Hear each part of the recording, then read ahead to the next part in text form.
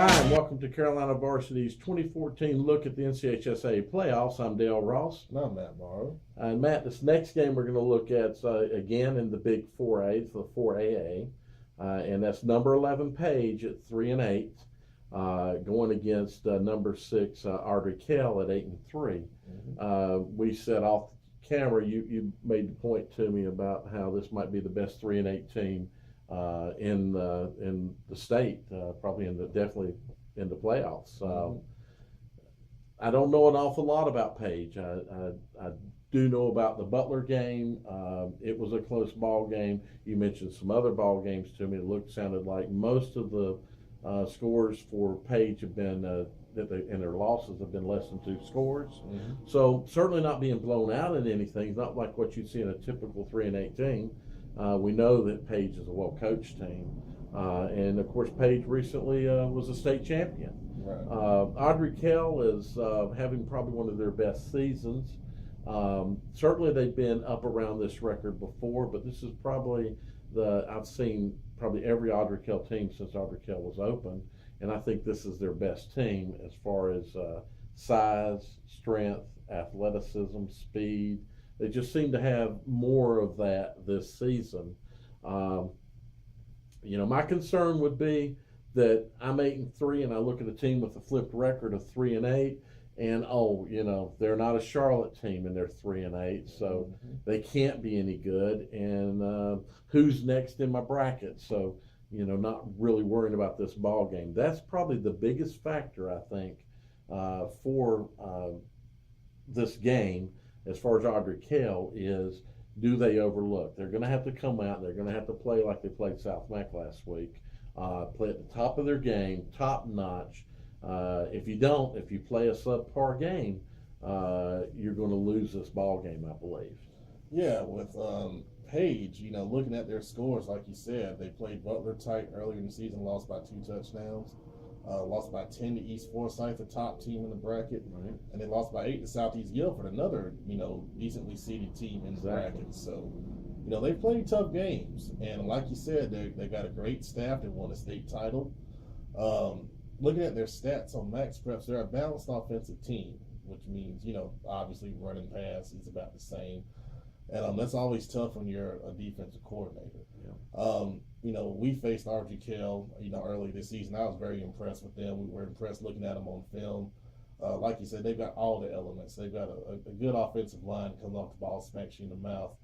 Tough defensive line, speed in the skill positions. They've got a dual threat quarterback and McGinley that can, run and throw and hurt you, multiple ways. They got good running backs. They got a secondary that can cover. Good tackling linebackers. They've got a lot of elements that you want in a team. And, looking at their bracket draw, not to look ahead too much, but if they do get past Page, they got the Lake Norman West Charlotte winner. Right. And, this sets up well for them to make a run if they're focused, like you say, and don't overlook Greensboro Page, because, a team with championship pedigree, even though they're having a kind of a down season, this is a second chance for them. Right. If you're Page, you're saying 3-8, it's out the window. We're playing a team that, has those elements, but have they had a lot of playoff success before? And in Ardrey Kell, they haven't had a ton of, success in the playoffs. So, this is kind of a situation where, Ardrey Kell's looking to get over the hump and, start realizing all the potential that, they have down there. And Coach Hastings, has done a great job, with that program and building it up. And I'm sure they're excited about, hosting a playoff game. This might one of the few playoff games they've ever hosted down there. I have to look that up. They've gone to Mallard Creek a couple of times and got blasted. Okay. I'd have to go back and look too. Okay. Well, there will be a big crowd down there for this, guaranteed.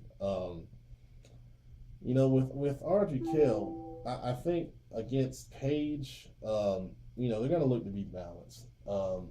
They can do, pretty much anything they want to on the offensive side of the ball, but they always try to remain balanced.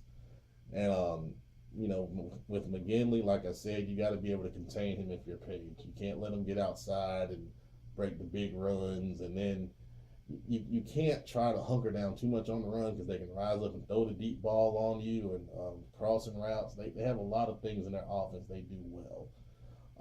For Ardrey Kell, you got to come out and play with confidence. If you let Page hang around, they've played in big ball games and they've played good teams well. So I think if you're Ardrey Kell, you try to come out and knock them out early.